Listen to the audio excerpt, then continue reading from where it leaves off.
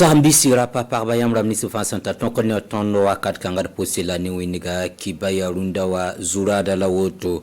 zamandara sedia o tem sana nambatala sekne taba ya sontununa saratum te pala sombonti internet video conférence arab goma men senkende na mwendi kasinzi ni Guinée wakata son loro goma Mali lame kwesa na yime kibaya pokane antasa inyamba inawan kelungulnya tira mongo kumina poka adoption rayi bams kamba santana se sankaramon pamba kapalam ti IAM ramna yakba nezamsro senkende ne wala buruso option di kantasba amsambi sidkedat kibaya workshop pour tizamandara sideo wasulana namsa talla sekni taba ya hantuni nasara tumte pala sombonde ti visio conférence arab goma men senkende Guinée yilla namwendi kasinzinbene adobuligame ti Guinée panande nare sideo wa tuma pour mohamohanora able goma men senkende ne Mali yilla inanti pa ma venement passé sek zugu ne dulkom Benedict ya se kasanga nenga sentunuguni na sara tumte pala option bonti visio conférence antigam communauté internationale la CEDEAO tem sananamsi se kanga wankato obrika noya sanke Guinée tenga. Les chefs d'État ont exprimé leur vive préoccupation. Tem sananamba skuniga bsupanonga ne zunuf ninga senzinda Guinée wakasan lora obkosa mbalti nebla limbesende rabna magunsi tibumra wa manaba a Alpha Condé bineda toto bamsin yoko toni obkele nan kusame tuwo kanaba la nebla limbisfa bamsin yansa la yitau tau CEDEAO yakayam na yis Guinée tenga obsulka samsafa point de toutes les instances de décision au niveau de la CEDEAO. CEDEAO tem sana namba skosa Union africaine la ONU taodamba tout sake la tout noini ngabam nyarsa wilgame ti wakatson wate obna watu maneba Guinée sora ti sonsni na palsa. Une mission de haut niveau devrait être envoyée. Runa bala CEDEAO na nyaka neba tubze kom naure en Guinée sora en tout sonsni na palsa se kanga lor pore itna wazira skoisi. La CEDEAO devrait pouvoir réexaminer ses positions. C'est qu'à son wan satin, CEDEAO na namsa kel na likinge same on gomali tenga yelle. Obko same to modre ti votation wata, sena yak tenga na ba la conseillère mba to wati kin yak mera, bu modre ta rukubane, la kelle yi wakat ningap senda nyake.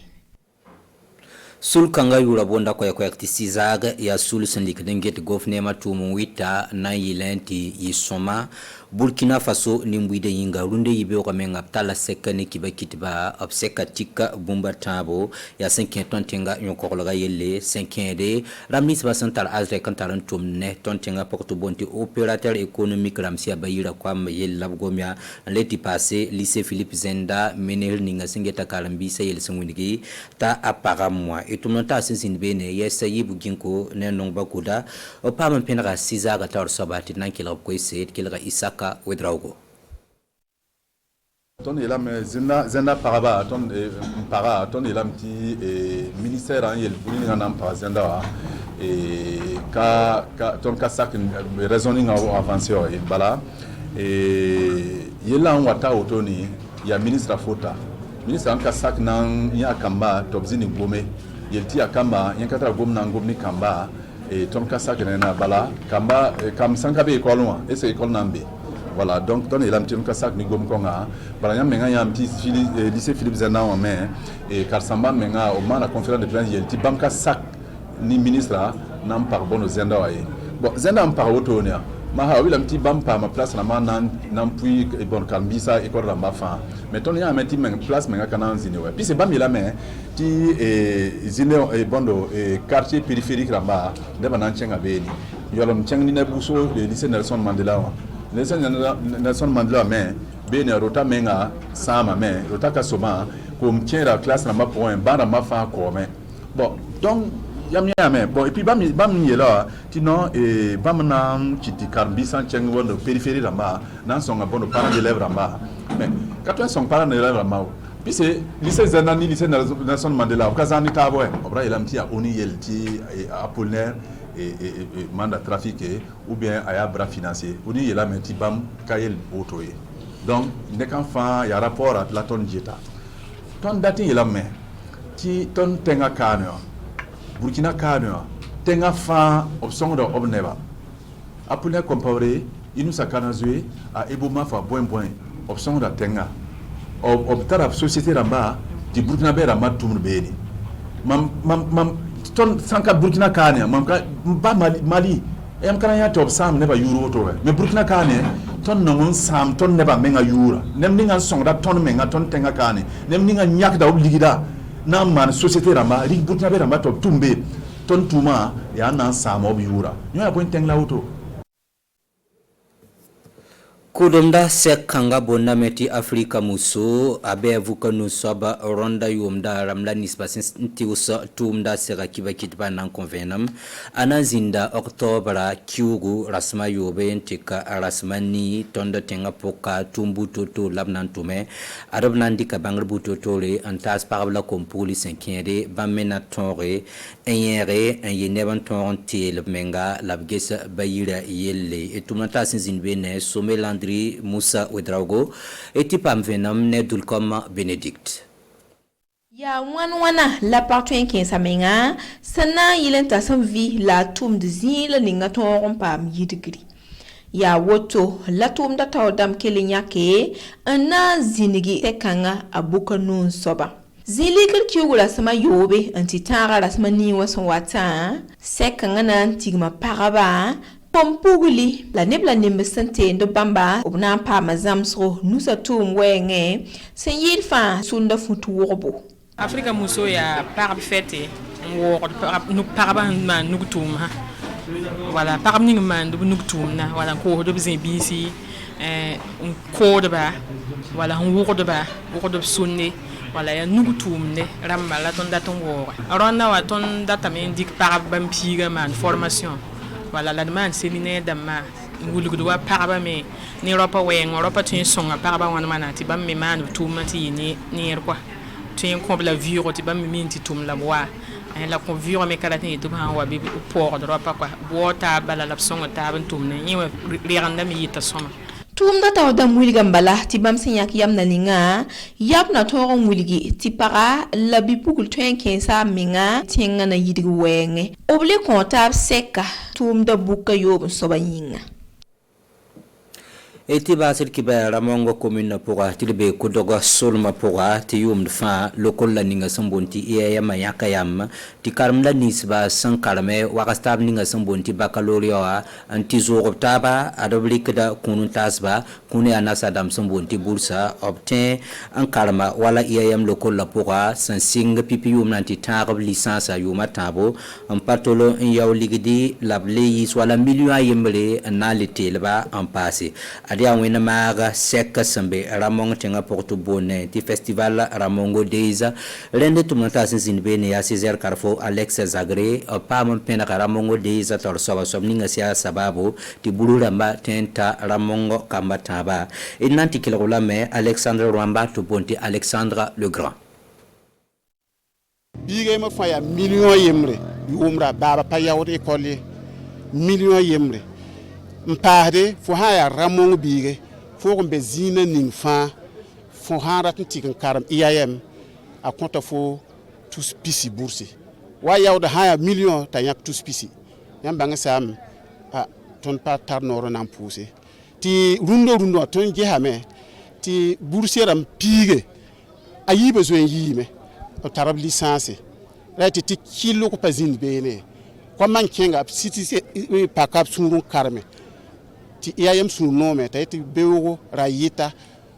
rar fa ton nana bon hinda tumra ya soma ana kille nyaga tondo killa mo barak fusgo ona killon ko IAM panga ta killon songo tondo ti songo ramongo ti ramong songo kuto songo Burkina ti Burkina songo dum fa bal ko ban yitu rundo wa ya Burkina fa nyoro ya ren kiton nyak yam kanga na man tikri yimo yam ngiha pa wele ko bum le fa ya ramu ni kem wo jeune wo parbo wa yibe wa bal ya ramu malagre e de posi la baraka ki lagra nyinga kala ki be ne mora ya hada konta tab sek be wintu wakati yibsen le ya sawila ki bay ketin kenga da tawri ne silmirin la zulle wana kilenga na zamana bane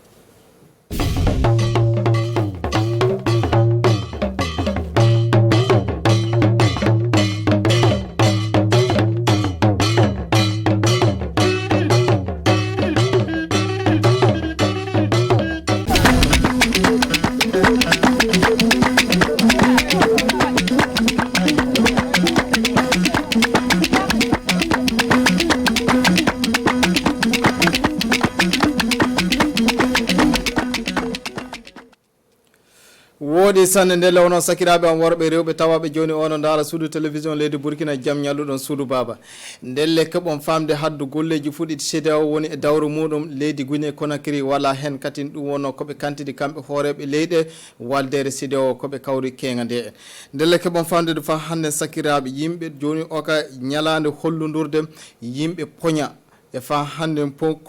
ponio keerol hakkunde Burkina Faso e Togo ayo ndelle keɓon famde ɗum wonno ko yimɓe ɗe kiɓeje ɗiɗi ñallidi kengam e dow hollunurde fa hande mon fu taw wonno keerol hakkunde ɗe leyɗe ɗiɗi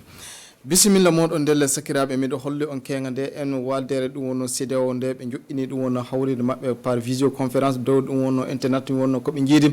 kamɓe hooreɓe leydi ɗum wonno ndewgo CEDEAO ɓe fof joni o ka hawride mabɓe nde e nde woɓe kollunoran haqqiloji ko haɓɓodi ɗum wonno leydi Guinée Conakry ayo ndelle keɓon famde koɓe kantide ley badde mabɓe ɗo en haddu golleji fuɗɗi CEDEAO woni e dawru muɗum leydi Guinée Conakry wala hen tafon wodide hande alkamisa o en wonno koɓe jarata ɗum wonno waldere fa baddo e ɗum wonno hooreɓe leydi ɗum wonno Guinée Conakry hande ɓe ayo ndelle keɓon famde ɗon waldere nde en hawride mabɓe nde ɓe kaali ko haɓɓodi ɗum wonno leydi Mali do ayo ndelle keɓon famde hantinde hawride mabɓe nde Alpha Bari ino haali e micro Boubacar Boli hooreɓe leyɗe tawaɗe le fedde CEDEAO jiidi kenga haala tetugol laamu nokku Guinée wonno hoore batu mabɓe ɓe aadi e ittude Guinée e le guppal CEDEAO woɗi ko wonna waɗa hannden toon na haɓɓiɓe koye sanne d'exprimer leurs vives préoccupations ont exigé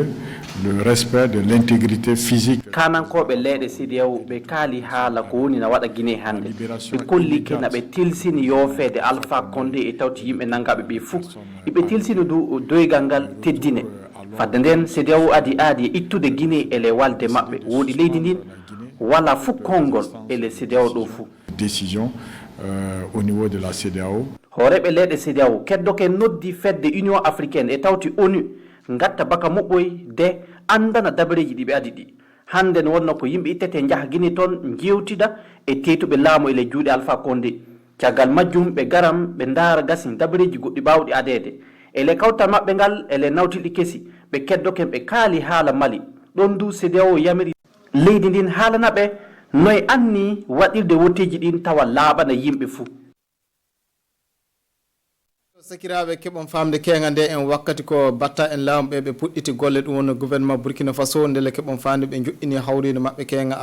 alarbare jeetati ɗum wonno lewru septembre ayo ndelle keɓon famde dow ardagal hoorejo leydi Burkina Faso Roch-Marc Christian Kaboré hawride batta en laamu kenga nde woodi aadeji ɗe ɓe kawji saabu keɓon famde hono forum joni o ka fa ɓiɓɓe Burkina Faso fo e gona e dow pamral ayo ndelle keɓon famde oɗo forum joƴƴinte ƴuwde sappe jeɗɗi yaade noga e tati lewru janvier hitande ujunnaje ɗiɗi e noga e ɗiɗi wodide keɓon famde warde hande ko watta hono yimɓe ujunaji hemre e jeetato wonno pikkaɓe pikkal covid-19 leydi meɗen Burkina Faso ɗum ɓe fof wonno ko wurti kenga e dow hawride batta en laamu nde ndelle keɓon famde Maymuna Tarawone en tawdono e mabɓe toon Boubacar Boli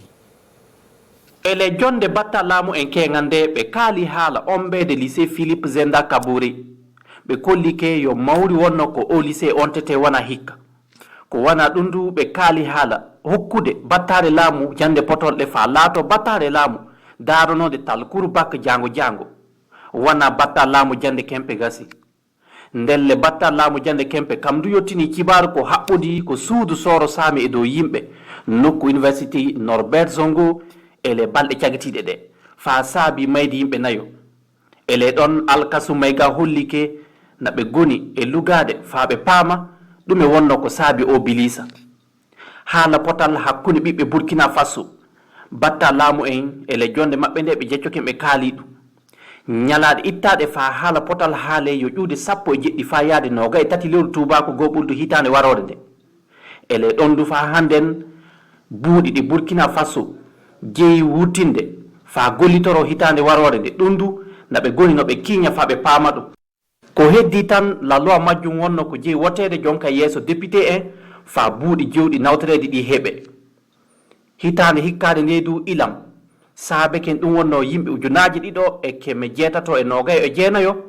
wonno ko toɓuji hikka ɗi bonnini cuuɗi muɓɓoy ndelle ɓen yimɓe fuu na jeeyi wallede hikka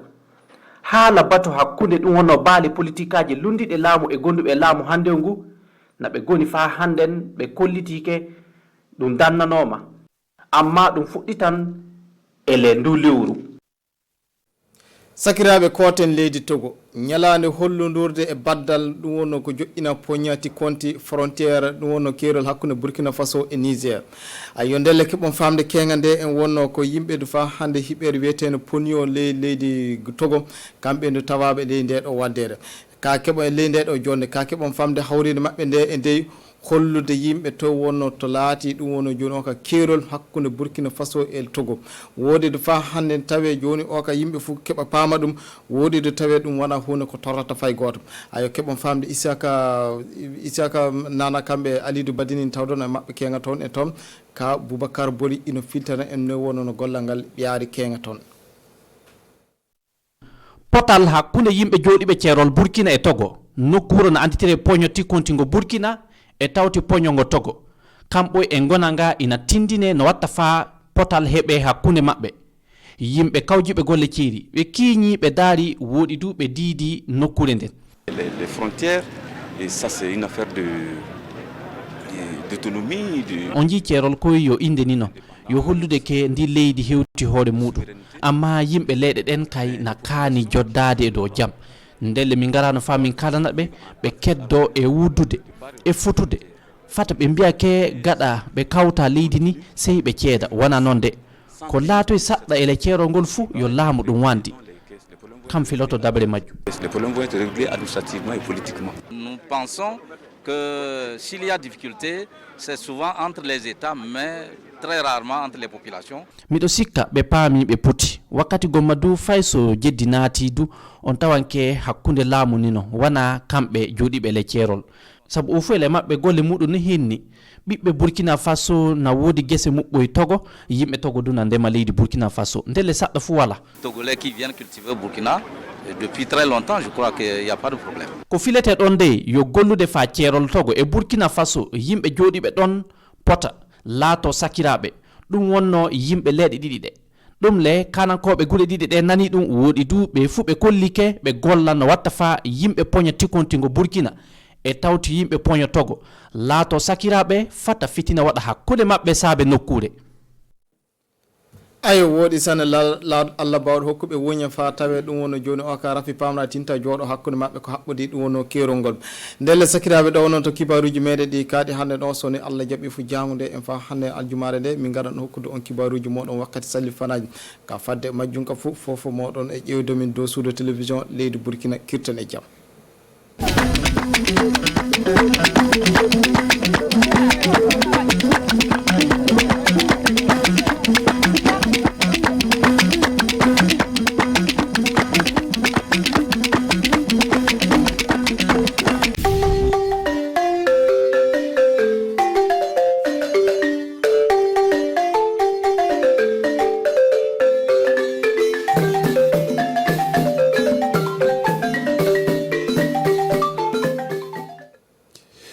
ministre ka lafiyan kone ko ka ban o seyla kana o yo ka baration damne to min dogokun ka ministre ka yonye ay bana kuna fulu soro ko to kan dala kan sera baration damanu ma mi ka yansin kata kalanso yela mani takama ci ko fanfelala ani ka yansin kata nga jamana ka la kanda ko ane atama ci ko ka yansin kata ben ani jigi sama ko se ka sabati ci ko di anga jamana konnana ki bala fulana ba do ka yansin kata anga gouvernement o ka miliya ka bo ministre somtan do kata kan kala bolo kuna do kun tamalo lo timo bu la so ka se ka fle o no frafin barakela frabol kala o ka se ka kilifale ko ni ñonche feroj mo lo bina se ka soro ka se ka kenya sabati ka di faso donc le be la gelema mbalma Burkina Faso tulzon kan ko anikli autorasi abaka jabaran so kabine aka fabara bi lam salo min ben ben angas mo kalo kli kono to masan wafla ani mo anikli konana anikli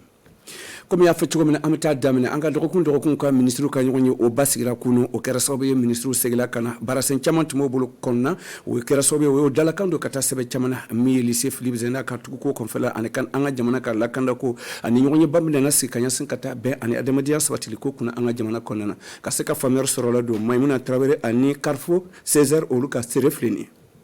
o kun dɔgɔkun ka ministre ka ɲɔgɔn ye ba ministre ka lafiyani kɔ ka ban o ye baarason daminɛ kunu o kɛra sababu ye sɛbɛn caman labilala o bolo kɔrɔ o y'o da don ka ɲɛsin ka taa Burkina Faso ka kalansoba min lycée Philippe Zangla ka taga ko ye o yɛrɛ k'a fɔ ko a bɛna dayɛlɛ nka a bɛna kɛ san wɛrɛ ka kalanwule ye min ye san 2022 ka taa kunna cɛ san 2023 o yɛrɛ k'a fɔ ko o yɛlɛnen o bɛna kɛ sababu ye ka se ka to baaraso min b'a kɔnɔ o ka se ka lakuraya ka ɲɛ ka se ka bɛn ka ɲɛsin ka taa dege mun sigini bɛ ka ɲɛsin ka taa a tagamacogo kan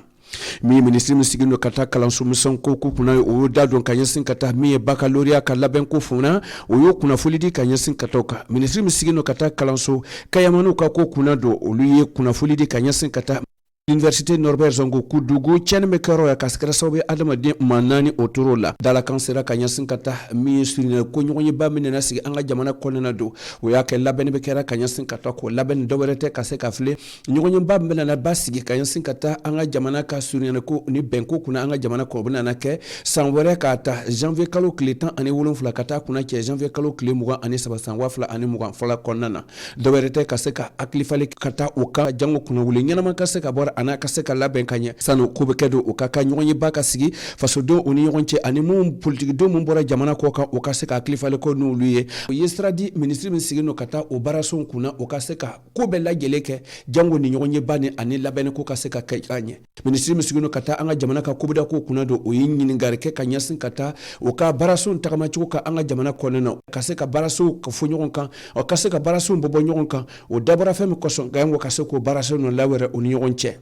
o senfɛ o ye sira di tuguni ka taa ministre somu tanu ka taa an ka nafoloko kunna o ka se ka bolomafara labɛn o ko o labɛnna ka ban ka ɲɛsin ka taa faso ka waribon labɛn cogo tagamacogo san 2022 kɔnɔna na a bɛna kɛ cogo di o ko labɛnna ka ban o bɛna bila ministre ka ɲɔgɔn ye ba kɔnɔna na olu bɛna taa n'a ye lasigisoba kɔnɔna na ka se ka filɛ lasigisoba kɔnɔ lasigidenw ka sira di ka ɲɛsin ka to kan o ka janto jamana ka tagamacogo kan o ye kunnafoli di ka ɲɛsin ka to kan mun ye kasaradenw ye ani kasara min ye wagati cɛnni mun kɛ ka an ka jamana kɔnɔna na ani o makoɲaw mun na ka se ka adamadenya sabati o maa mun bɛ dege n'o kɔnɔna na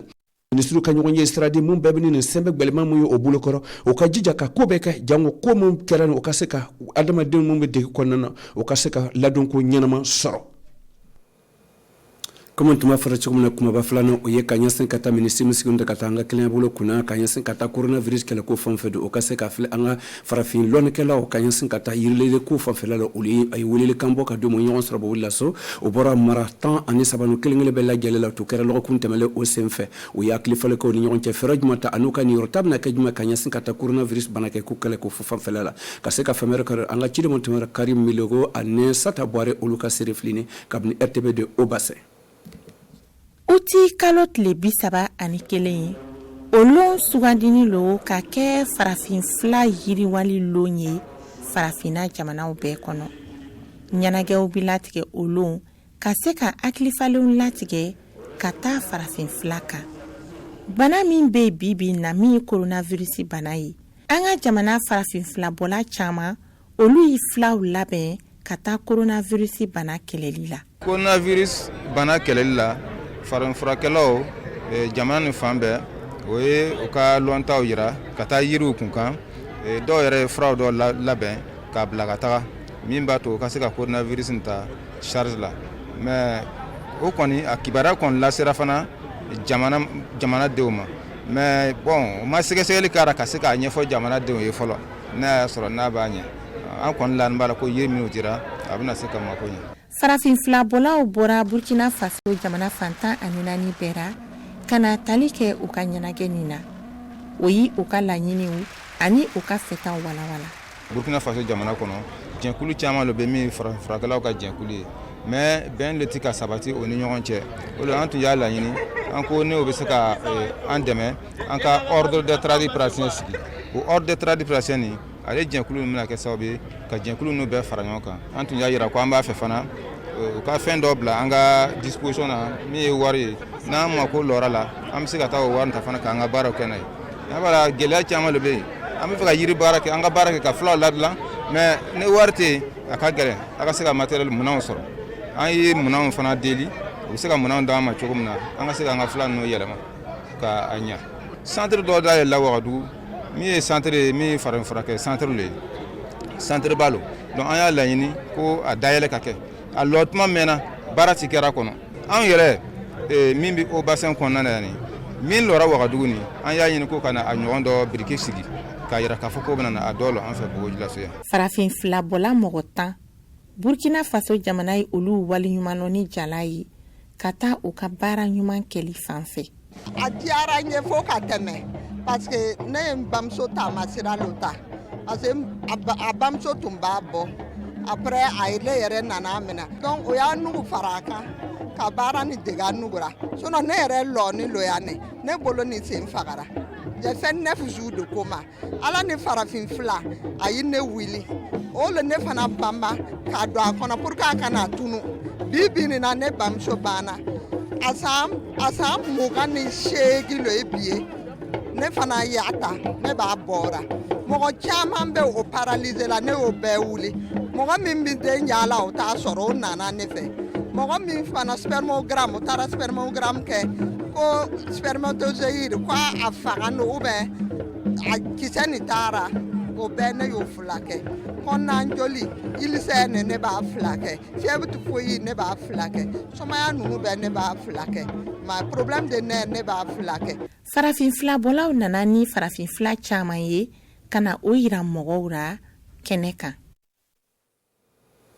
am tanga cibare albele am se kana Wagadugu ka yira ka fɔ ko min ye ɲɔgɔn ye ba Afrika muso o ye ɲɛnagwaya min sigino ka se ka muso wali ɲuman dɔ mun bɛ farafina barasun kɔnɔ ka ɲɛsin ka taa kɔrɔlɔn ko sabatili ko fanfɛla la o senfɛ o ɲɛnagwaya sigira o ba sigira kabini san 2017 o ɲɛnagwaya sigira an fɛ Wagadugu kɔnɔna na kunu o tun kɛra wa an ka cidenw ɲafɛ min ye Landry Sobe ani Musa Wedrago olu ti an ka cidenw kɛnɛ ka o yimi sɔrɔ kana dama an ko lajɛ. A sigira 2017 voilà ka 5e édition duru lobinana. OK, d'accord. Donc ambi formation kera ambi séminaire kera amna na lon na fana trophée di muso nunuma ani wari ani dumni mais dumni ntina di lon kelen na amna shokoni événement bana parce que en fana bi fête kera ambi formation kera do be o ti sera ka ke voilà bi dumni fe ka dumu dronde donc na amna do ni soro amna dumni sankata di muso nunu be dem sombe olu fana bi ba le dal na en ka objectif am fe ka muso nunu encourager ko kana sigi so tuguni quoi c'est vrai ko bi chama kera mais o bi se ka fara kan tuguni. Voilà, muso nunu be akana toka sigiso abi toka wili ka bara ke même tigé abi se ka fere. Voilà, donc Afrika muso ka objectif c'est ça, encourager ka muso nunu encourager o ka bara ke. Voilà, obi se ko kien de me fana. Do fana be déjà, obi bara yan ma kera mais mo to yira. Il faut ko do ka yi soro sisan ka o fana bina wili na nini bi kera ni abi yena o munani sigin lo. Baranse misigino kata anga sorobolo ni nafolo yirwalo ko fanfa kanya sin kata anga mara fanfela la do mi fada mara kanyonye o basigila o senfe o yalla nyina ka fle kabni mars kalo kemele kanya sin kata fontaine ba kalo kata bloquant o avril kalo o ibarasen ka se kanyonye baski ka se ko sensen ka munu sera ka munu maseka ka feraj mo lobina se kata ka se kanya taka di embarrassé no ka se ka famero korodo anga chide monto ma dusa salmata ani nongba kuda o luka se reflini projet ni bara damene mars avril début avril là donc bi ambi septembre là projet ni mogo banque mondiale lobby projet ni demena voilà donc comme projet ni bara damene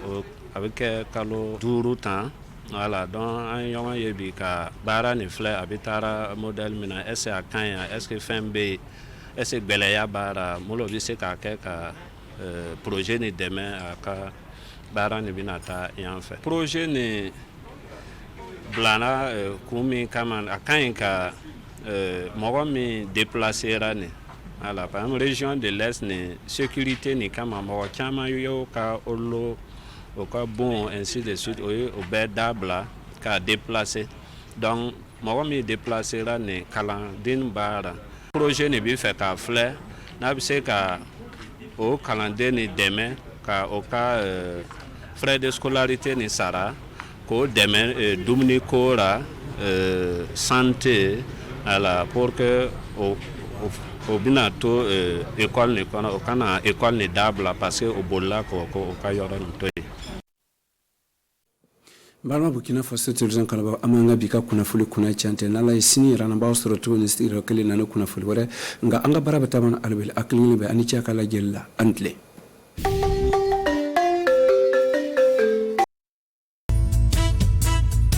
Nimbuidu tenga